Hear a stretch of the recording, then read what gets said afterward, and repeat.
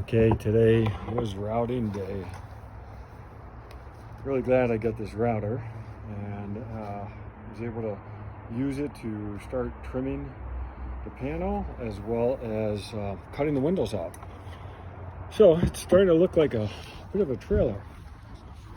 So I used the router, and as I talked about, I just routed right up that side here and went all the way up. I've got that last part I need to do, and I'm going to do that tomorrow. So I need to fill in that gap right there with something so that I can continue to route along there. Otherwise the router is a little hard to control. And you can see I routed out the windows. So that's nice. It's starting to look a bit more like a trailer. I also spent some time on this wing redoing some parts, especially the upper part. I didn't like how some of it was laid out, so I'm redoing that top corner. I'm adding a little bit more framing there. Let's see, I also built in the remainder of the door. Well, at least the framing wise. I put that back together, put in some new framing there. I kept checking the height, and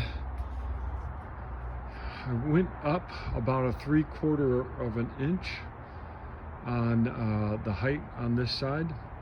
You know, when I did put up the wings, I did have a little bit of room down on the bottom under the skirt board. And I double checked the measurements with the other side, and the other side was just about a 1/2 inch higher. And so I ended up, somehow I had to go up a 3/4 inch on this side to get that highest part level with the other side. That part of the framing up top is about a 1/4 inch lower than the other side, but I think that's how it was. I don't think that's me. So then I kept working back here, and I routed out the sides down here, the rear wings. So those are all routed out. And I routed out the windows, and I got the kitchen window in there routed out. So it is actually starting to look like a trailer again. And I've been using a palm nailer to start putting in some nails to hold the panels in. I'm doing that little by little because I am learning how to use that palm nail a little bit. And let's just get dirt right there. But all in all, it's pretty good. So actually what I am going to start doing tomorrow, oh, and I don't know if I completed the story on the floor.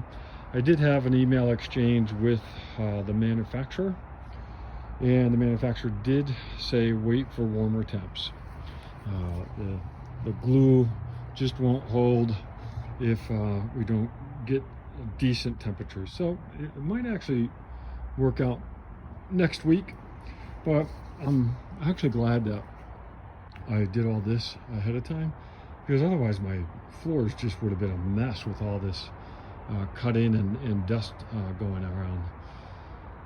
So tomorrow I will actually start the wiring. I'm going to wire the external lights first, and I get that wiring all set for the blinkers as well as the running lights, and then I'll start